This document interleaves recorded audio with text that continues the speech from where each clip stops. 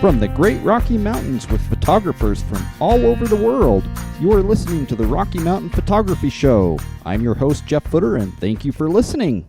This is episode 14. We're going to be talking about sunset photography, and today we've got Amber Braxton with us. Amber, how are you doing today? I'm good. Thank you so much for having me. I'm super Ab- excited for this. Absolutely. Can you tell me a little bit about yourself and how you got into photography and what you do with photography exactly? Yeah, sure.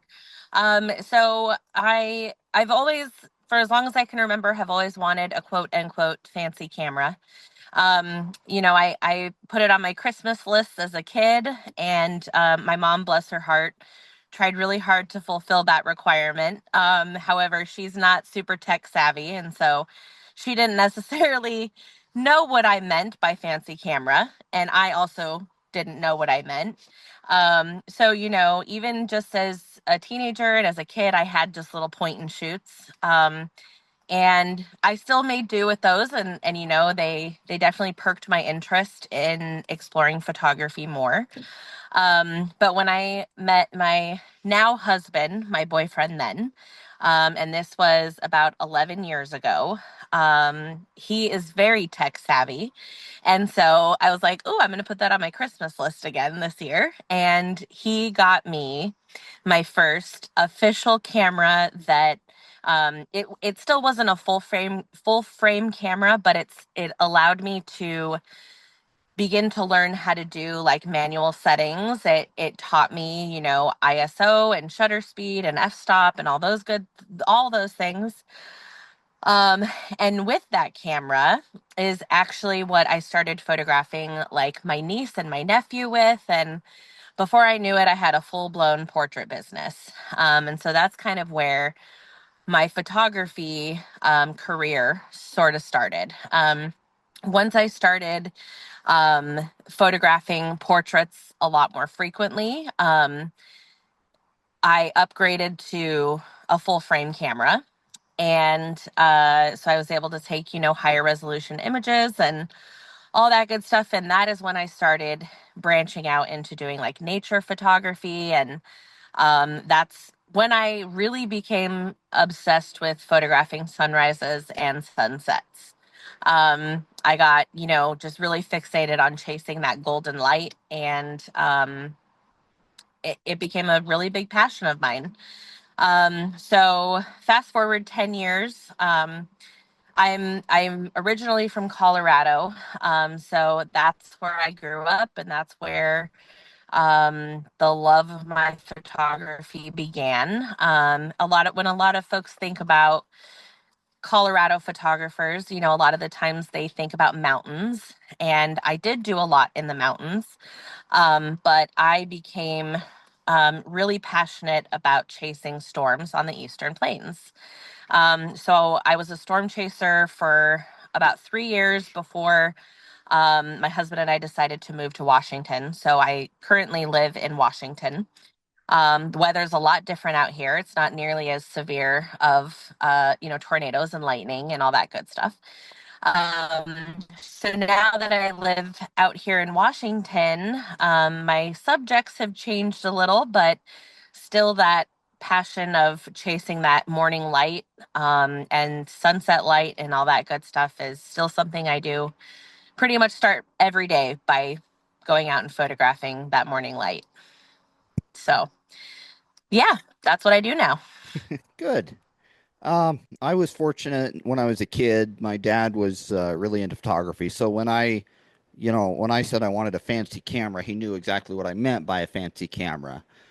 I he ended up That's nice. um, asking my grandma for her old camera, which was an old Canon rangefinder camera that was completely manual. So I learned right away all of the exposure triangle and how everything works. So that was a really good thing, I think, to be able to learn at a young age. Yeah. So it's ingrained in me so much that I don't even give it a second thought now. I just kind of go out and shoot, and I can shoot in manual or Yeah. aperture Yeah. priority or anything, and I don't even think about it. I just shoot.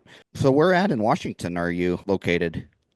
Well, I just 4 months ago just moved over to Whidbey Island. So I live on Whidbey Island. But before that, I was in the Snoqualmie Valley area. I lived in Carnation, and on the topic of sunrises, going from Colorado where there is open skies, the skies there are very large.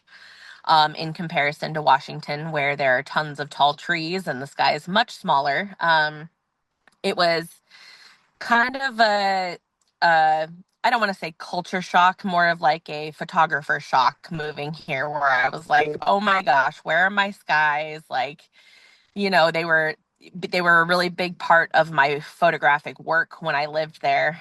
So when I moved here, Carnation, which is kind of just like a small farming town, and it's in the valley. And so it's definitely more open than where my house was, which was surrounded by, 50-foot trees. It allowed me to still experience sunrises every morning. And it's really cool there because in the morning time, because it's in the valley, there's also a lot of fog there. And so when I moved here and started photographing that, that became something that I chased a lot, was the sunlight through fog, which does really cool things. Do you ever spend any time in Eastern Washington, like in the Badlands or in the dry part of Washington, I should say, there I where have, there is yes, a lot of yeah. sky, there is a lot of it is a lot more similar to Colorado. I'm from Yes, it is. East. I'm from Eastern Oregon, actually, originally. So I've spent a lot of time up in Washington and all over the place. So yeah. Yeah, I spent a few weeks out in Palouse when the canola was golden yellow, and that was incredible. I know over by like Moses Lake area, that's where, if there's storms that are happening here in Washington, they go through there a lot. So yeah, definitely before I moved over here to the island, it's a little harder to get over there now during the hours that, in order to see the sunrise. But I love it out there for sure. I love I love the plains. They have a good spot in my heart, since that's where I spent a lot of time in Colorado. So What's your favorite sunset picture that you've taken? my favorite sunset picture, oh boy. I have a few. I have one that was a storm chasing photo, and that was actually going over the border from Nebraska to Colorado. And it was so beautiful because while I was underneath the storm that was happening, it literally felt like the sun was no longer out. Like, it felt like the middle of the night. And so much so that I thought the sun had already set.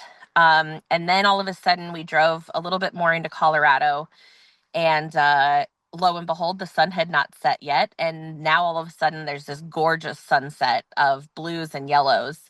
The blue from the storm and the yellow from the sun. And just like that contrast of those colors was really incredible to witness. It felt otherworldly almost. And so that's one of my favorite. And then my other favorite was taken here in Washington over at Ruby Beach. And it was actually before I lived here. I was here on vacation, and I had no idea, coming from Colorado, I didn't know what a tide chart was. I didn't know how to read a tide chart. It turns out those are incredibly important when you're photographing on the beach. Because I was chasing the sunset. It was seriously such a gorgeous display of colors in the sky. And I got, I was in it. I didn't even realize that the tide was coming in. And then before I knew it, the tide, where I had to walk to get back to the beach to walk up to the car, the water was up to my chest. And I was like, oh gosh, I don't even know what to do with this. And so, and we were on vacation. I didn't have other clothes. Really, I didn't have any other shoes. So I was in my hiking boots, and I had to walk through the water, and I had my camera up above my head, and I'm walking through the water that the current underneath is incredibly strong. And I'm about to lose my balance. I know that I just got the most incredible sunset photo on my camera, and I don't want to lose that. And so thankfully, another guy saw me kind of struggling, and he came to the edge of this now river that I'm walking through. And I was able to just like toss my camera overhead, and then I could kind of swim back to shore. But um, that photo, I feel like, with that story is the photo was gorgeous on its own, but the story and the memory of that makes it really incredible too. So now I'm very well versed in tide charts. I don't know how many times I've been at a river or something like that, and like you said, in hiking boots and jeans, and end up, starting out on the bank of the river, just taking a few pictures, and then I find myself somehow every time waiting out in the middle of the river with my camera. I have Yeah, dunked a yeah, camera in the exactly. river once, and Yeah. I was shocked that it survived with absolutely no problems whatsoever, but that was kind of a scary moment. It it is scary, and then I was in hiking boots, and those don't dry very easily. They're well insulated boots, and they just were not going to dry overnight for sure. Um, and so we were staying at a cabin in Forks, and we had gotten an email while we were out there at the beach that we actually were not going to have electricity all night, and because they were working on something down the road, and so they ended up turning the electricity off, and so like there we just froze all night, from being in the cold water. It was in March, and so it wasn't super warm like in the summer. And but you know what, it's an adventure that kept on giving, because it is not only one of my favorite sunset shots, like a lot of my audience really loved it. I've sold tons of prints of it, and so ultimately, we're good. What kind of gear do you prefer for your sunset photography? Yeah, so I'm still on kind of an oldie camera. I'm a Canon photographer. That's just what I've always had. I've never really, I do have a Nikon film camera, and I do love that. But as far as my digital, it's a Canon, and it is a 5D Mark III, and I love it so much. I at one point tried upgrading. And I had nothing but problems with that camera. And so I ended up selling that one and buying another 5D Mark III.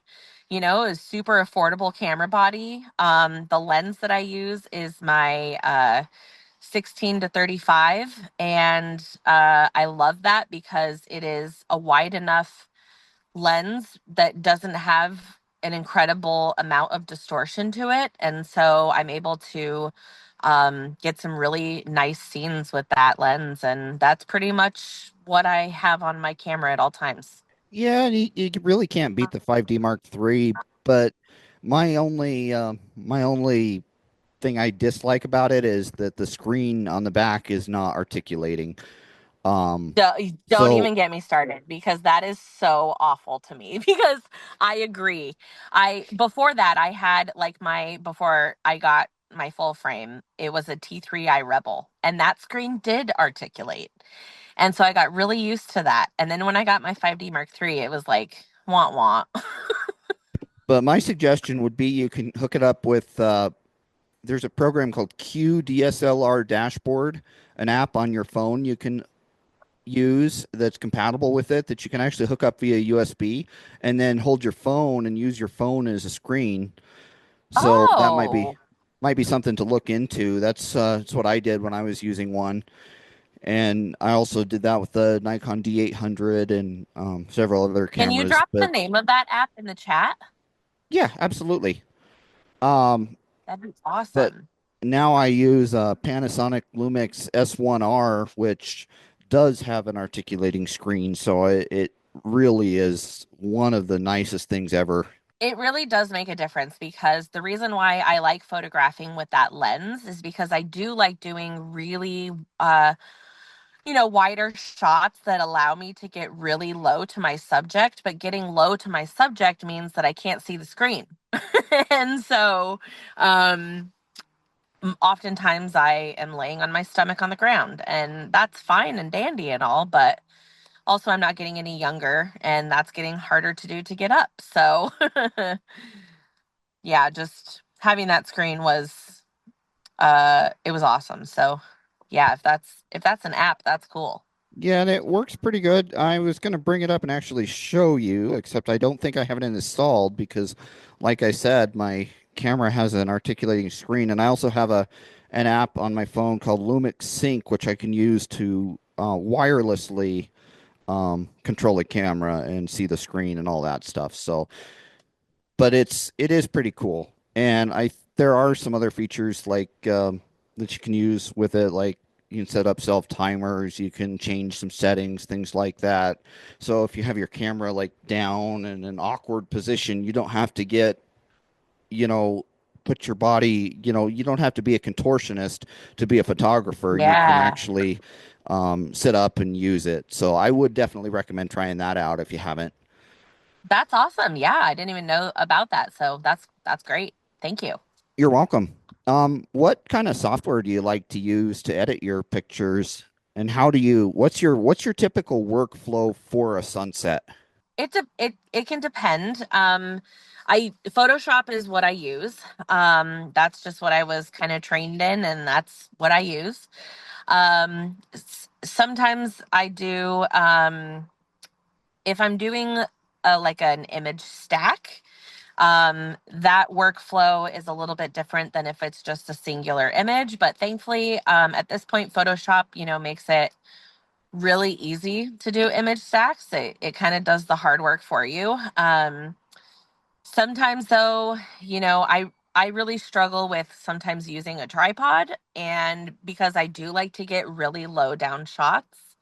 Um, and so, sometimes I'll try to do like a handheld image stack. And for the most part, I'm pretty good at it. But there's sometimes where it's like Photoshop is like, we don't even know how to align these images. So you're going to have to figure that out yourself. But yeah, workflow is, while I do photograph in RAW. And so when I first bring an image into Photoshop, it pops up the raw image editor.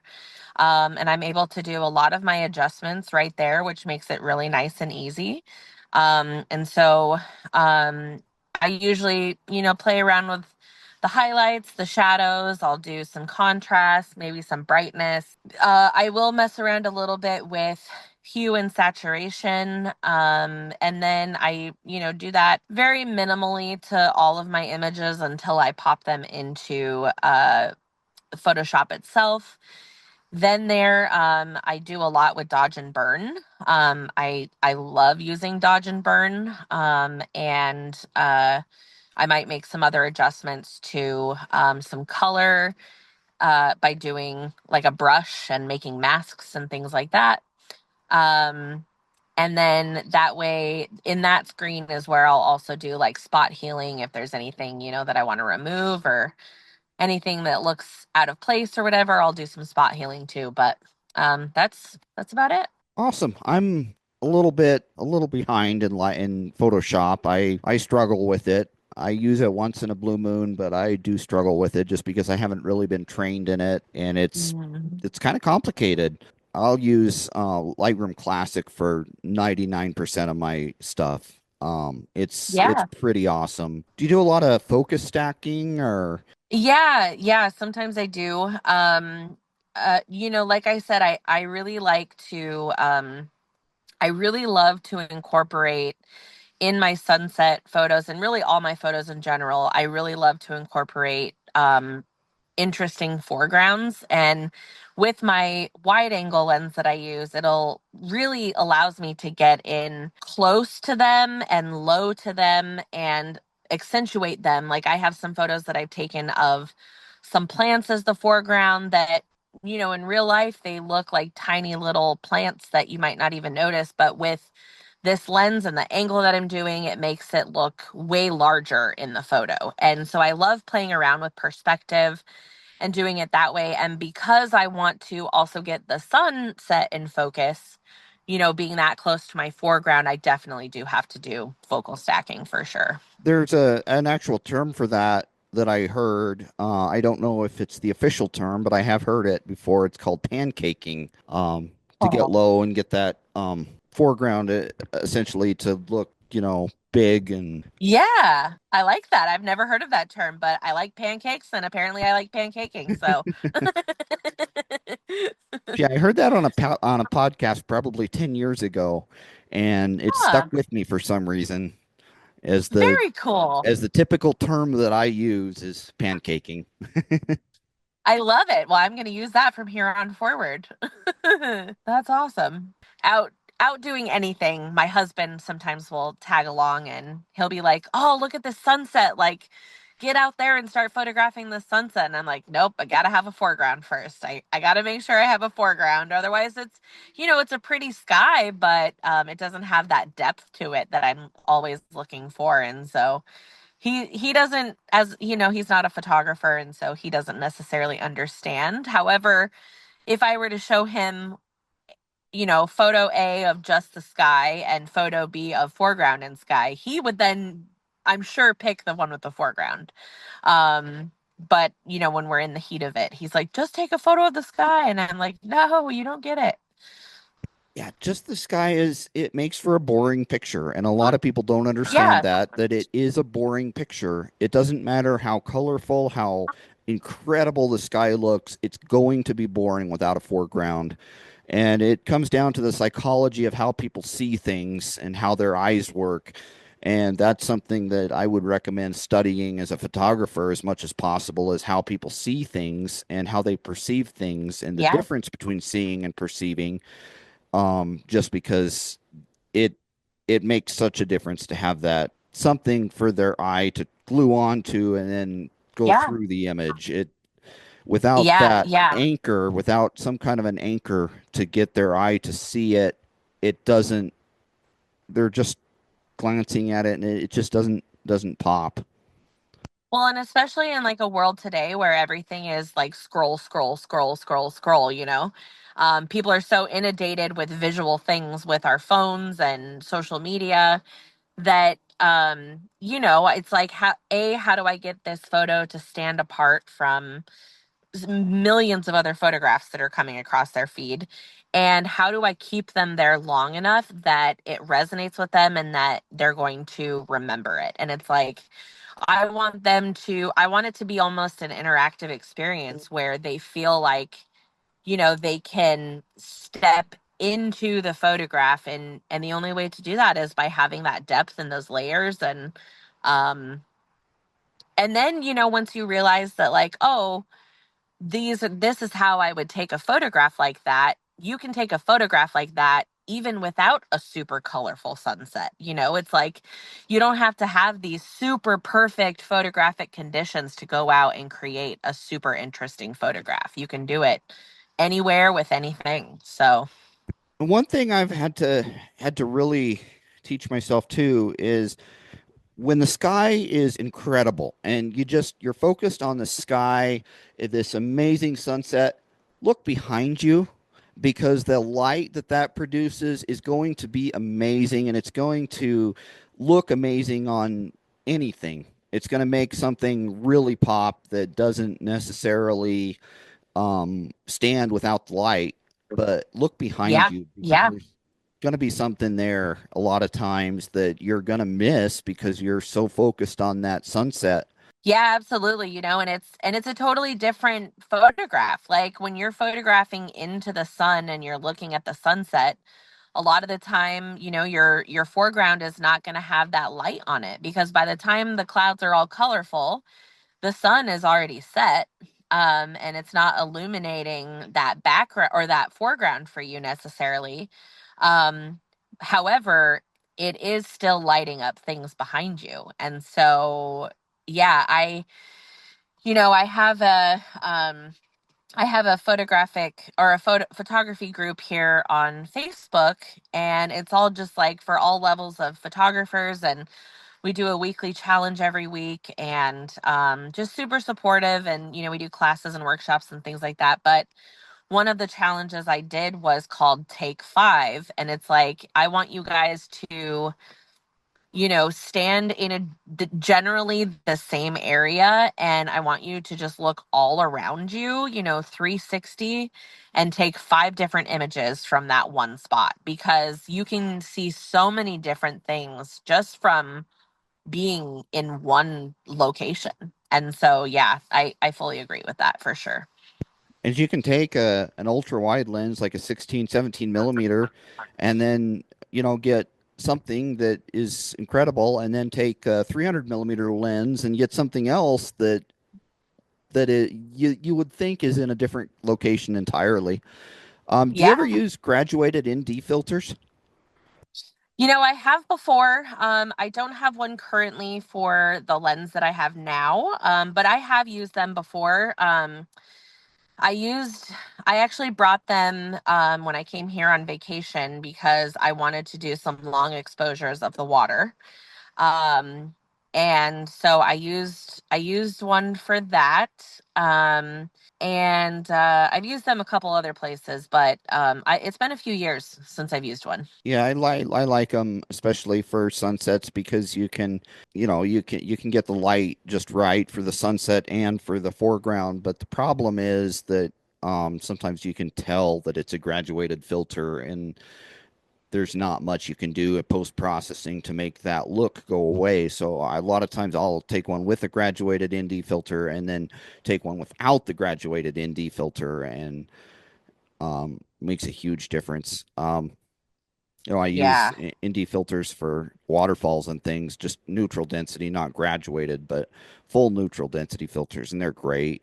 I do not Yeah. like the variable neutral density filters. I don't know if you've ever Mm. played with those at all, but they always leave this weird cast. And as what they are, they're not actually a neutral density filter because it's not neutral.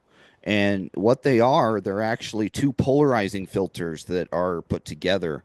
And when you Uh, turn two polarizing filters and it will create the effect of a neutral density filter.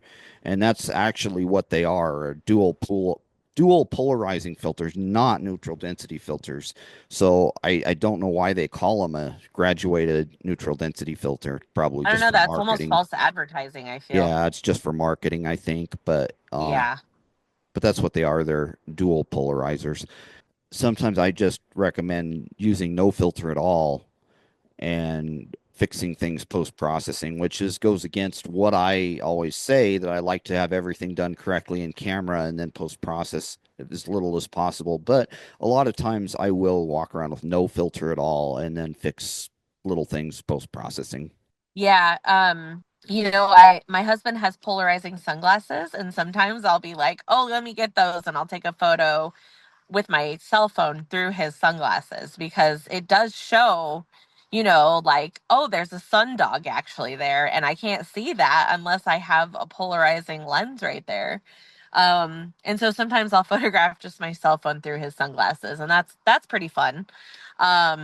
So maybe I should get another one and play around with it. But I do try to get as much done in camera as well as I can, but I definitely love to process my images for sure too. It is definitely something like I'll be like, oh, I can't wait to get this photo in Photoshop. And like I said, I really love to play around with dodging and burning. And once I learned how to effectively use those tools, um, I feel like it kind of gave me the feel that I was going for my art. So, um, yeah. Did you have any tips or advice that you'd like to give listeners for photographing sunsets? Yeah.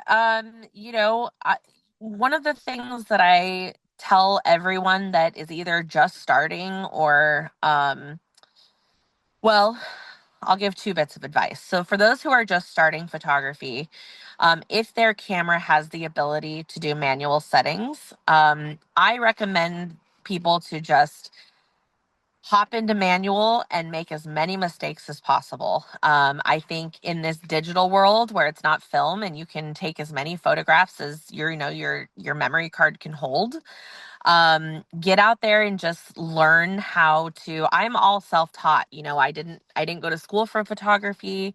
I went to the College of YouTube, which was awesome because it was free. But primarily it was like I got out there every single day and just learned how all of the uh exposure triangle, how all of those settings work together. And even to this day, like I may not technically be able to explain ISO and shutter and f-stop in a very technical way, but I have the muscle memory down where I know how they all interact with each other because I've just gone out and played around with it every single day for the last 10 years. I know how they work. I just am not the best with words on how to describe how they work. Um, and so, I say just go make as many mistakes as you can, and be okay with that, and really just learn how all of those work together. So that's for beginners. For maybe those who are a little bit more experienced, um, I would say maybe some advice for doing sunsets is to uh, plan to be there, at your location and with enough time where you can see. I think it's really cool to see how the light changes from minute to minute to minute. I think uh when we are ran by a schedule and we're in routines, it can almost seem like the days drag on forever.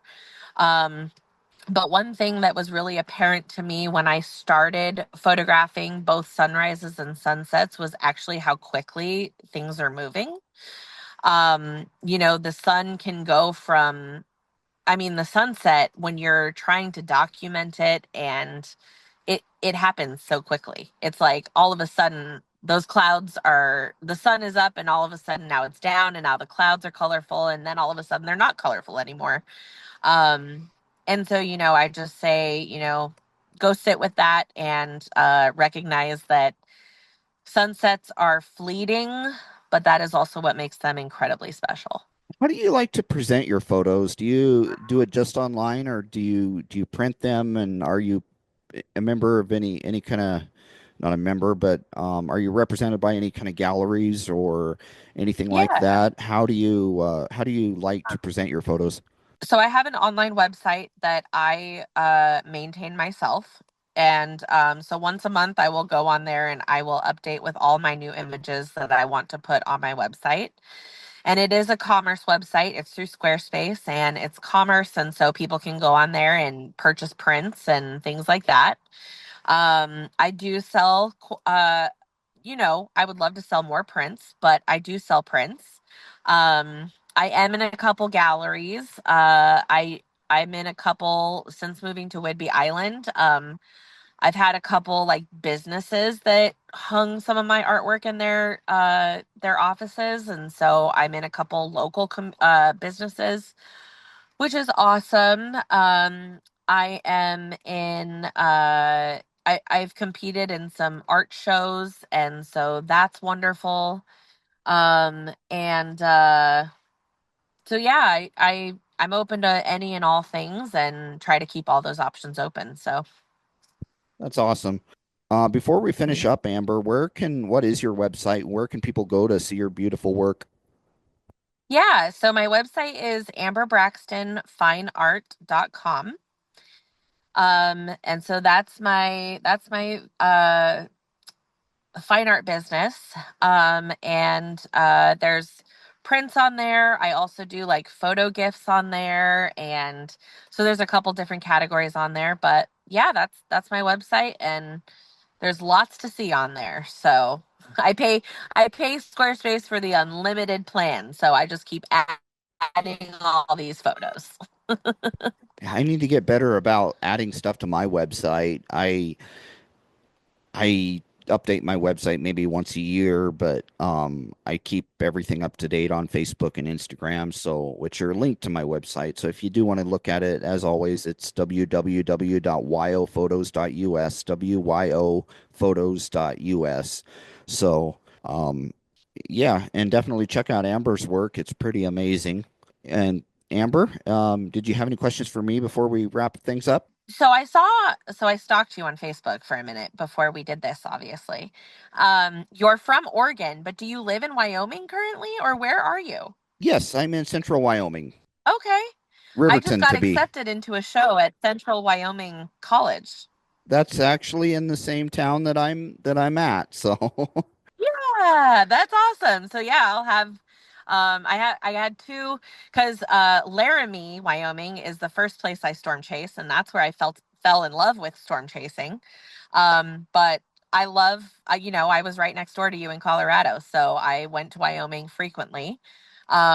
And I just had two older storm chasing pieces accepted into the show at that college. So nice. Are yeah. you going to attend in person? Um, I'm not sure. I think it's I forget when the show starts. I potentially because I also just got accepted into a show at Honeywell in uh I don't know exactly, Ohio, somewhere in the Midwest. And my husband and I were thinking about driving out that way. So, potentially, if I'm able to align those stars for sure, that'd be cool. Yeah, absolutely. And I'll have to check it out. Yeah. I'll make So, sure to send you the details. all right, perfect. All right, Amber, thank you for being on today. That was I think, a fun conversation, and Yeah. Thank you so much for this opportunity. I appreciate it. this was the Rocky Mountain Photography Show. Please visit us online at rockymountainphotoshow.com. Thank you for listening and have a great day.